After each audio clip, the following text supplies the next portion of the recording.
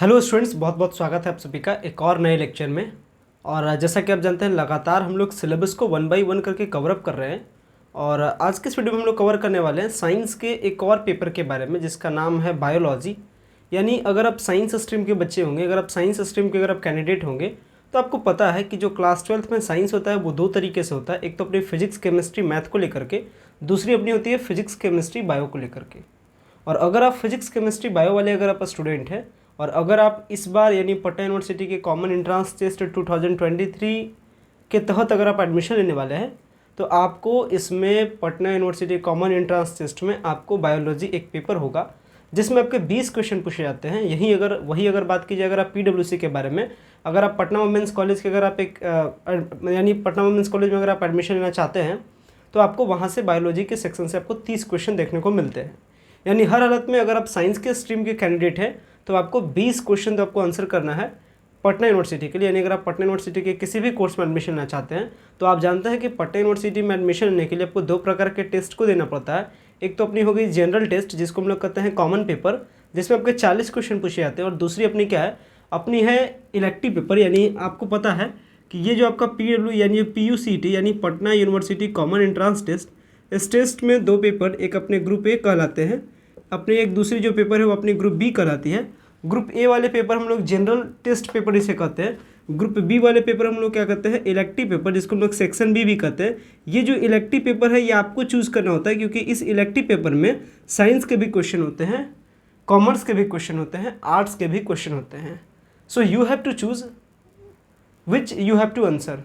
आपको कौन सा आंसर करना है ये आपको चूज़ करना है।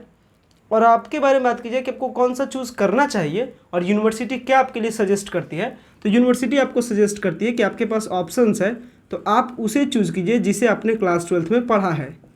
यानी यूनिवर्सिटी कहती है कि आप उसे चूज़ कीजिए जो आपने क्लास 12th में पढ़ा है। तो अगर आपने क्लास 12th में साइंस पढ़ा है, यानी अगर आपने क्लास 12th में फिजिक्स केमिस्ट्री बायोलॉजी पढ़ा है तो आपके लिए बेहतर है कि आप फिजिक्स केमिस्ट्री बायोलॉजी को ही इलेक्टिव पेपर में चूज़ कीजिए। यानी कहने का मतलब पहला तो आप काम क्या कीजिएगा कि ये जो साइंस वाला पेपर है, यानी जो आपका PUCT Patna university common entrance test में एक तो आपका सेक्शन ए हो गया, एक आपका सेक्शन बी हो गया। सेक्शन बी के बारे में बात करूँ कि सेक्शन बी में अगर आप साइंस के कैंडिडेट हैं तो आप साइंस वाले पोर्शन को ही आंसर कीजिएगा। और साइंस वाले पोर्शन में आपका फिजिक्स भी होगा, केमिस्ट्री भी होगा, बायो भी होगा, मैथ भी होगा। बट अगर आप PCB के स्टूडेंट हैं, फिजिक्स केमिस्ट्री बायो के स्टूडेंट हैं, तो आपको चूज़ करना चाहिए फिजिक्स केमिस्ट्री बायो। तो बायो का कहाँ इंपॉर्टेंस है, बायो कहाँ आता है, ये मैंने आपको बता दिया कि बायोलॉजी पेपर आखिर कहाँ आता है। इस तरीके से आप बायो में पहुँचते हैं, यानी बायोलॉजी के क्वेश्चन को आप डील करते हैं। नंबर ऑफ क्वेश्चन आपके कितने पूछे जाते हैं पटना यूनिवर्सिटी के कॉमन एंट्रेंस टेस्ट में, तो आपके 20 क्वेश्चन पूछे जाते हैं इस टेस्ट में।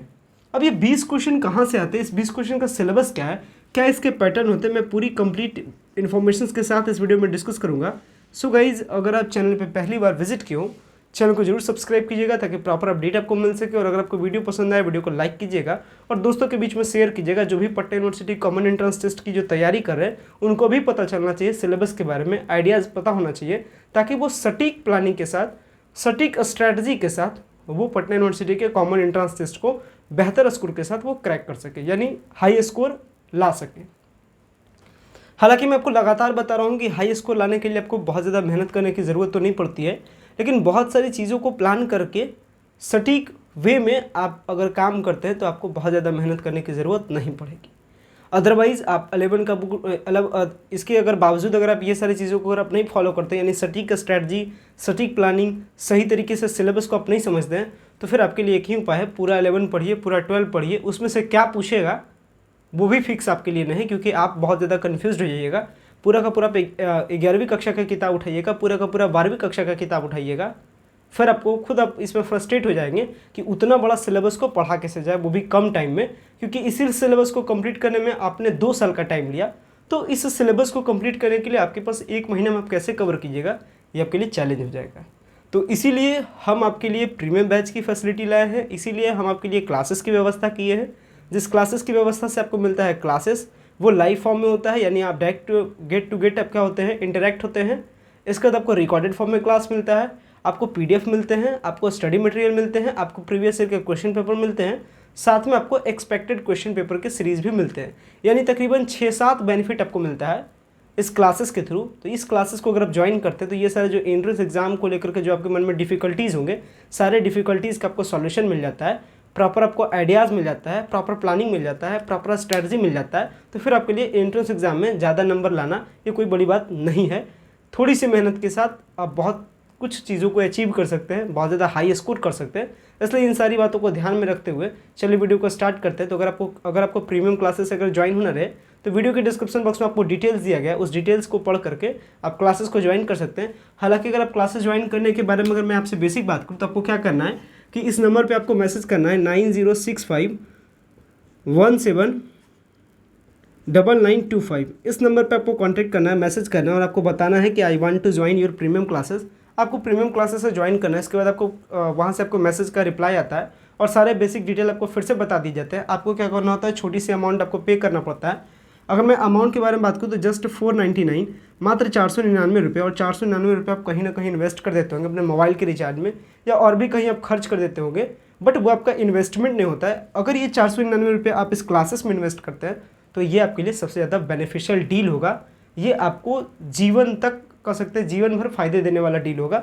अगर आपका अच्छे यूनिवर्सिटी में एडमिशन हो जाता है, यानी आपका अच्छे यूनिवर्सिटी से आपका ग्रेजुएशन कंप्लीट होगा, आप कहीं भी लाइफ में सेट रहिएगा, तो ये जो अच्छा यूनिवर्सिटी जो आपका ये जो पटना यूनिवर्सिटी जो टॉप यूनिवर्सिटी आपको मिलेगी, ये लाइफ टाइम आपको काम देगा। तो ये छोटी सी इन्वेस्टमेंट के साथ आप बहुत बड़े कह सकते हैं कि डील को आप कर रहे हैं, ये आपके लिए बहुत ज़्यादा बेनिफिशियल रहने वाली बात है। तो ये सारी चीज़ों को ध्यान में रखिएगा। फिलहाल मैं बात करते हैं इस बायोलॉजी पेपर के सिलेबस को लेकर के। तो जो भी स्टूडेंट्स इंटरेस्टेड होंगे क्लास को ज्वाइन करने के लिए, वो स्टूडेंट्स क्या करेंगे, क्लास को ज्वाइन करेंगे। डिटेल्स आपको वीडियो के डिस्क्रिप्शन बॉक्स में दिया भी गया है। सो देखिए, अगर मैं बात करूँ सिलेबस को लेकर के, तो आप बात जानते हैं कि बायोलॉजी के जो पेपर्स थे वो आपने क्लास 11 में भी पढ़ा, क्लास 12 में भी पढ़ा। अगर आप बुक को उठाइएगा, NCERT उठाइए या किसी पब्लिकेशन का बुक उठाइए, सिलेबस अगर आप चैप्टर्स को अगर आप मापने की कोशिश कीजिएगा, अगर आप चैप्टर्स को कैलकुलेट करने की कोशिश कीजिएगा तो बहुत ज़्यादा आपके चैप्टर्स मिलेंगे।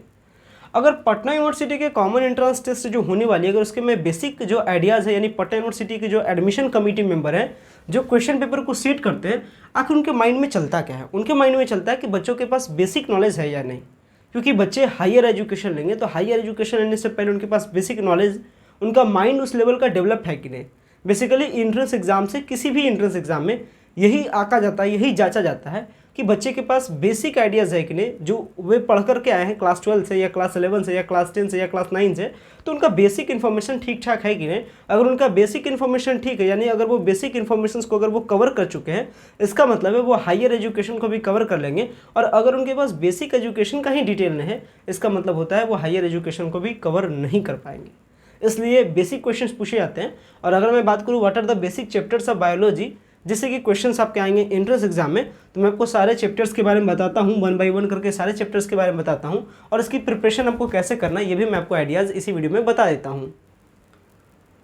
सो चलिए मैं बात करता हूँ सिलेबस को लेकर के कि आखिर बायोलॉजी के कौन कौन से बेसिक चैप्टर्स है जहाँ से आपके क्वेश्चंस आपको पटना यूनिवर्सिटी के कॉमन एंट्रेंस टेस्ट में, यानी पटना यूनिवर्सिटी का जो एडमिशन को लेकर के जो एंट्रेंस टेस्ट होगा 2023 में, उसमें ये सारे चैप्टर्स आपके, यही सारे चैप्टर से क्वेश्चन आपके पूछे जाएंगे। चलिए मैं 1 बाय 1 बात करता हूँ। अगर सबसे पहले चैप्टर्स के बारे में बात किया तो आपका आता है सेल एंड इट्स स्ट्रक्चर, यानी सेल और उसके स्ट्रक्चर से रिलेटेड क्वेश्चन। हालांकि सेल एंड इट्स स्ट्रक्चर में क्या आएगा, यानी ये मैं आपको बताऊंगा आगे आने वाले वीडियोस के माध्यम से, या ये सारी इन्फॉर्मेशन मैं प्रीमियम क्लासेस में डिस्कसिंग करूंगा, यानी क्लासेस में मैं डिस्कस करूंगा। तो क्लासेस आपके लिए एक्सेस करना बहुत ज़रूरी है, क्योंकि सारे कंटेंट को यूट्यूब पे देना थोड़ी सी मुश्किल है, क्योंकि बहुत ज़्यादा मेहनत हो जाती है। और आपको पता है कि एंट्रेंस एग्जाम में ज़्यादा टाइम रहा है नहीं, तो सारी चीज़ों को क्लासेस में बताना, फिर यूट्यूब के वीडियोस पे अपलोड करना थोड़ी सी मुश्किल हो जाती है। इसलिए मैं लगातार आपसे बता रहा हूँ कि आप क्लासेस को ज्वाइन ज़रूर कर लीजिए, ताकि आपको किसी भी आपका जो कंटेंट है, यानी जो भी सर आपका इंपॉर्टेंट क्लास है वो आपको मिस ना हो। तो इसमें मैं आपको बताऊंगा कि सेल एंड इट्स स्ट्रक्चर में क्या सारे इंपॉर्टेंट पॉइंट है, यानी सेल में क्या क्या पढ़ना है आपको, इसके स्ट्रक्चर से रिलेटेड में क्या क्या पढ़ना है। आगे के चैप्टर्स में बात की जाए तो टिश्यू के बारे में आपको बताऊंगा। टिश्यू वाले चैप्टर्स में आपको PDF दूंगा, स्टडी मटेरियल दूंगा, एक्सपेक्टेड क्वेश्चन का सीरीज दूंगा। तो ये सारी चीज़ों को अगर आप कंप्लीट कर लेते हैं तो फिर आपको हाई स्कोर करना ये ज़्यादा कुछ डिफिकल्टीज नहीं है। तो आगे अगर बात की जाए नेक्स्ट चैप्टर के बारे में, तो आपका है diversity in plant and animals. आगे अगर बढ़ते हैं तो आपके लाइफ के प्रोसेस है, आगे मैं बढ़ूँ फिर कंट्रोल एंड कोऑर्डिनेशंस के कुछ बेसिक क्वेश्चंस हैं, और ये सारे जो चैप्टर्स है लगभग क्लास 11 एंड 12 सारे बेसिक्स को मिला करके बना है। इसके बाद आगे का चैप्टर आपका रिप्रोडक्शन है, रिप्रोडक्शन से आगे बढ़ूँ तो आपका है heredity and evolution, heredity and evolution से अगर मैं आगे बढ़ूँ तो आपका है बायोलॉजी इन ह्यूमन वेलफेयर, यानी बायोलॉजी का ह्यूमन वेलफेयर में क्या रोल है, क्या पार्टिसिपेशंस है। इसके बाद आपका आता है बायोटेक्नोलॉजी, और इसके बाद आखिरी आता है आपका इकोलॉजी। तमाम जो चैप्टर्स है लगभग 9 से 10 चैप्टर्स का कलेक्शंस है। हालांकि ये 10 चैप्टर्स को आप सिंपल में लेने की ज़रूरत नहीं है, क्योंकि अगर आप सेल एंड इट्स स्ट्रक्चर को देखेगा तो ढेरों सारे सवाल इसमें बनते हैं। अगर आप रिप्रोडक्शंस को उठाइएगा तो आपको पता है रिप्रोडक्शंस कितना लंबा चौड़ा चैप्टर्स है, आप ऑलरेडी पढ़ करके आए। मैं तो बस अभी आपको टॉपिक का नाम बताऊँ। अब इस टॉपिक में क्या क्या कंटेंट है, ये भी ढेरों सारी टॉपिक्स है, यानी इस टॉपिक के अंदर बहुत सारे ऐसे कंटेंट है जिनको पढ़ना है, कुछ को नहीं पढ़ना है, कुछ को पढ़ना है।